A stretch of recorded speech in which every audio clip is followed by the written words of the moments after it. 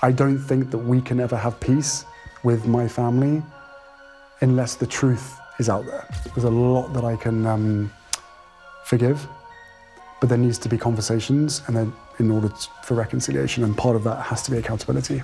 And there were arguments, there were fights, almost as if you should do what I tell you.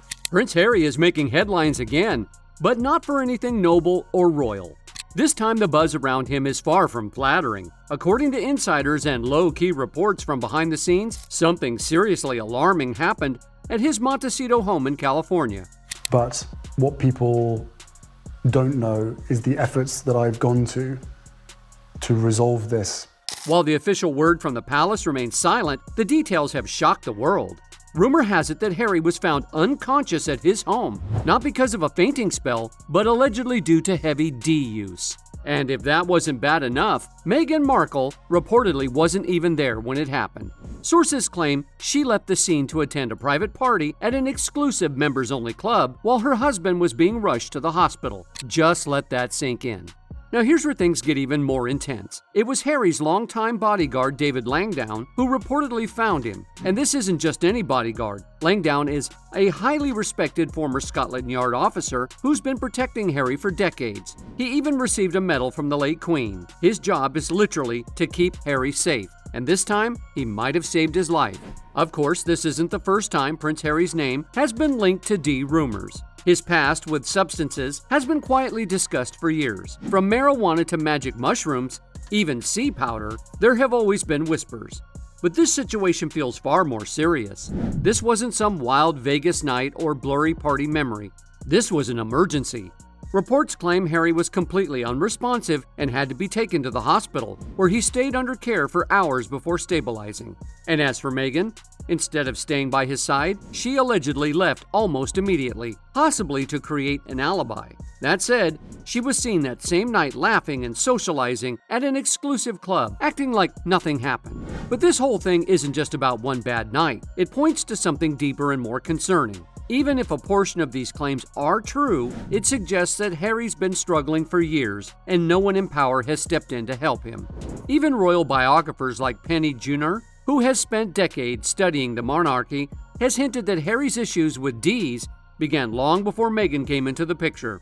If we rewind to the early 2000s, there were already murmurs about Harry experimenting with different kinds of Ds. But it quickly escalated, according to some insiders, moving into harder Ds, blackouts, and full-blown panic behind closed doors. And get this, when things got out of control, instead of strict consequences, Prince Charles reportedly built a nightclub inside their Highgrove home. Yes, a literal private nightclub, apparently, to keep things under control, like that was ever going to fix the root of the problem. Even wilder, stories from as far back as 2007 have resurfaced, claiming Harry once snorted vodka. Not drank, snorted. Medical experts say that's one of the most dangerous ways to consume alcohol, sending it straight to the brain and potentially causing instant death. Yet somehow the media barely touched that story at the time. Prince Harry is opening up about turning to drugs and alcohol years after the death of his mother, Princess Diana, in the first episode of his new 5-part docuseries about mental health awareness with Oprah Winfrey. Why? Because one of the few outlets that reported it, News of the World, was shut down in the middle of an entirely different scandal. After that, the rest of the press, silence. Before this all happened, Harry exposed his habit in an explosive memoir. Prince Harry didn't hold back, openly admitting to using illegal Ds. He shared that back in 2015, while living at Kensington Palace, he regularly smoked marijuana. He also revealed experimenting with substances like sea powder, psychedelics, including ayahuasca, and drinking alcohol. Harry revealed he turned to drugs and alcohol to cope. He said, "I was willing to drink, I was willing to take drugs, I was willing to try and do the things that made me feel less like I was feeling." His honesty caused quite a stir, especially in the US, where a conservative think tank based in Washington, D.C., pushed for the release of his visa records. Their main question, did Harry get special treatment when applying for his visa? Because under normal circumstances, admitting to past D use can complicate entry into the U.S. or even lead to denial. They wanted to know whether Harry had disclosed this on his forms or conveniently left it out.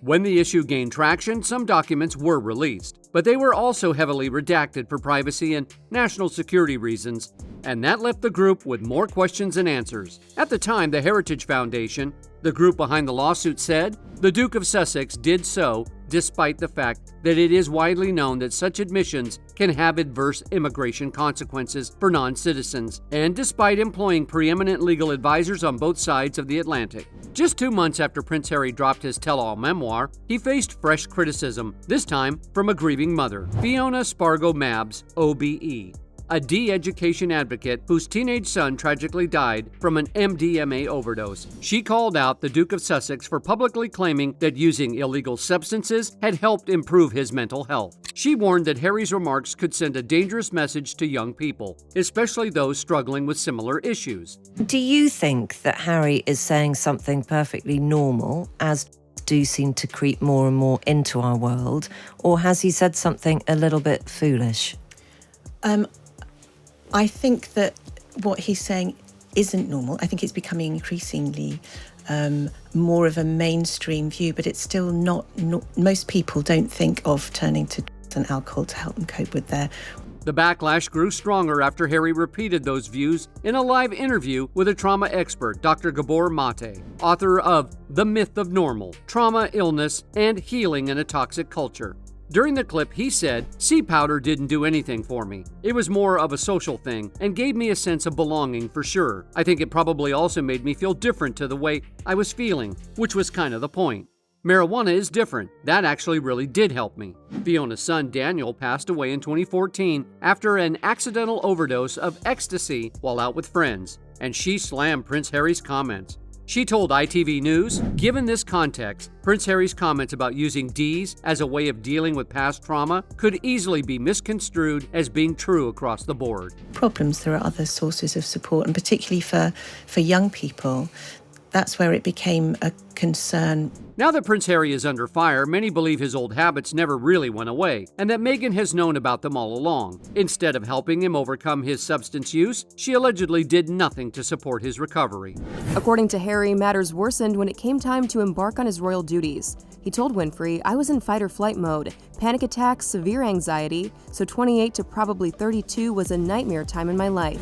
In fact, some say she pressured him by dismissing his feelings, telling him he was just stuck in the past for missing his family. While Harry's life seems to be going down the hill behind closed doors, Meghan Markle's name keeps getting dragged into the mess, but not in a good way. According to several sources, Meghan hasn't just been aware of Harry's struggles, some even claim she's been feeding into them. The allegations are dark, suggesting she might be using his dependency to keep control over him. It's a chilling idea, but it's not entirely coming out of nowhere. People are now digging into Meghan's past, and it's not all royal titles and red carpets. Way before she became the Duchess of Sussex, she was already known in certain Hollywood circles, and not for her acting. Guests at her first wedding in Jamaica still talk about the party favors. And no, we're not talking about candles or thank you notes. Reportedly, Meghan personally rolled joints and slipped them into the gift bags. Some guests didn't even realize that they were carrying the substance until they landed back in the U.S., a risk that could have landed them in serious trouble. That alone paints a picture of someone who's not exactly new to the world of recreational substances. But it doesn't stop there. Let's talk about Meghan's mother, Doria. Insiders claim she's also had some shady ties in California's underground scene, connections that still may exist. Whether or not that's true, the whispered narrative behind closed doors is that the Markle women have always known where to get what they want and how to keep people in line. That theory gets even darker when you consider what people are saying about Meghan's influence over Harry. The claim isn't just that she turns a blind eye to his habits, it's that she allegedly uses them as a leash, keeping him quiet, dependent, and vulnerable.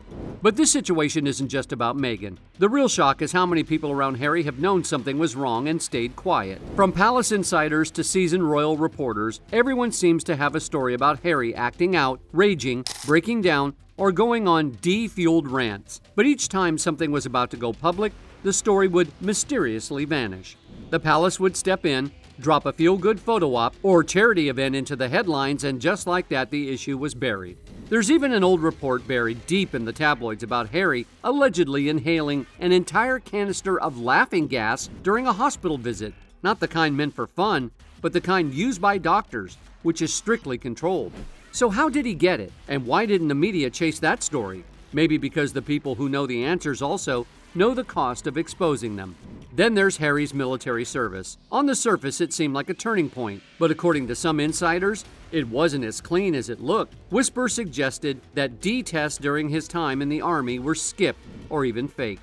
One palace staffer claimed that the moment a surprise test was scheduled, Harry was conveniently flown off the base. Another one said he once combined sea powder and vodka during that same period. Yet again, nothing came of it. The palace stepped in, covered it up, and kept things moving. Now fast forward to today.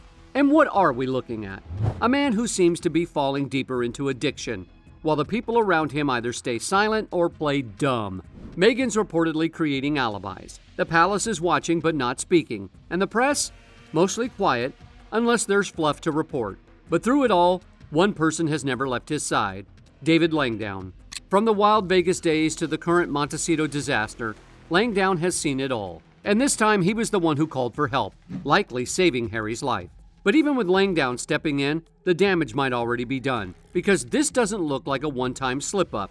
It looks like a pattern, a slow, painful unraveling. And at this point, it's not just on Harry, it's on everyone who let it happen. From the enablers to those who chose to look the other way, there's plenty of blame to go around.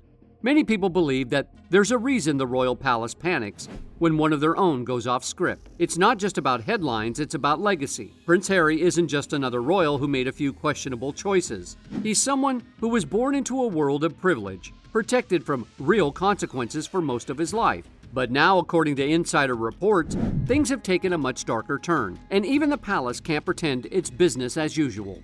If what's being said is true, then this isn't a rebellious phase or a PR blunder. This is a man breaking down after years of buried trauma, unchecked freedom, and manipulative relationships. And now that it's all spiraling into public view, the palace isn't rushing in to help Harry. They're scrambling to hide the mess. My wife is not visibly black, but that's who she is. The way that they speak about her and the way they treat her is incredibly relatable to everybody else of color. The moment Harry was admitted to the hospital, sources say King Charles was personally notified, but there was no official announcement, no public comment. Instead, phones were ringing through the night in London, and the royal PR machine went into crisis mode, not to support Harry, but to control the fallout. Why?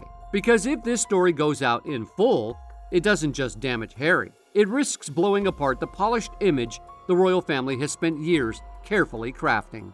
And then there's Meghan. If the rumors are true that she left the scene the same night Harry was found unconscious, then she's not just absent, she's being viewed as calculated. People close to the situation are now calling it what it looks like, an alibi. They say she didn't run in fear, she ran to be seen somewhere else. And that silence, that laugh at a club while Harry was rushed to the ER, it's now echoing through the palace walls. The shift is clear. For years, royal circles whispered their concerns about Harry. Now their focus has turned to Meghan, her past, her influence, and her decisions, which used to be brushed off as gossip.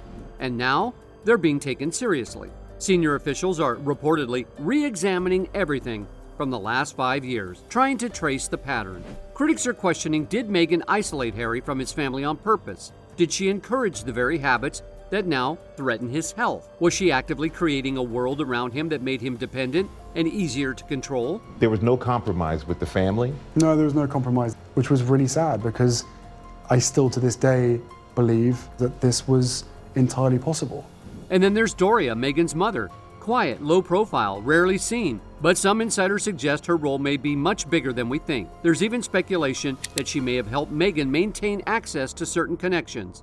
It's all unproven, yes, but the fact that these questions are being raised at all shows just how deep this crisis goes. It seems like behind the scenes, lawyers aren't preparing for a divorce, they're bracing for a media explosion. If Harry speaks out or his condition worsens, this could all go public in ways the palace isn't ready for. And if it turns out Meghan played even a small role in his downfall, don't expect the royals to protect her. Not this time. Still, through all the scandal and finger-pointing, one painful truth remains. Harry is not okay. Whether it started with the loss of his mother, the pressure of growing up in the spotlight, or the loneliness of adulthood, this man is in crisis. The world has watched him tell his story in documentaries, books, and interviews. But behind the polished sound bites and streaming deals is someone who never truly got the support he needed. To make that decision to receive help is not a sign of weakness. In today's world, more than ever, it is a sign of strength. And maybe that's the most heartbreaking part of it all. What's even more upsetting to many people is seeing Meghan stay silent about Harry's apparent struggles, while continuing to focus on her own image and PR moments. Some even believe she's sunk so low that she might even try to turn Harry's hospitalization into a sympathy stunt, just another way to gain public support, something she's been accused of doing time and again. Instead of addressing real and pressing issues, Meghan often shifts the spotlight to herself, talking about her childhood, her problems with the royal family, and her personal struggles. But even those stories have raised eyebrows. Her own family has contradicted claims that she grew up poor or faced real hardship. Her father reportedly worked 2 jobs to provide for her, making it clear that her narrative may have been shaped more for public sympathy than truth. It seems she's always chasing the role of the perfect wife and devoted mother, seeking validation from the public. Yet when Harry was going through real pain, leaving behind his family, dealing with mental health issues, and openly speaking about his struggles, Meghan stayed quiet. Instead of using that moment to help others or guide the conversation toward healing, she focused on launching her own cooking show, possibly just to stay relevant after losing her royal status. With Harry stepping away from the royal family and tensions rising between him and King Charles, Meghan's actions, or lack thereof, have left many questioning her intentions. Did she truly stand by him during his toughest moments, or was she more focused on shaping her own narrative once the titles and spotlight faded? To be honest, we're not just seeing a royal fall from grace, we're watching what happens when someone carries years of emotional pain without ever truly being helped. Harry isn't just going through a rough patch, he's drowning. And the saddest part, the people who should have been there to pull him out either walked away or made things worse. Whether or not Harry bounces back from this doesn't just come down to some time in rehab or going quiet for a while. What he really needs is honesty. He needs the people around him to take responsibility, to stop hiding behind fancy titles and polished statements, and finally choose healing over headlines. Because if they don't, this won't just be another messy royal story people forget in a few months. It'll leave a deep mark on the reputation of a family that always claimed to put duty before everything else. What do you guys think? Let us know in the comments below.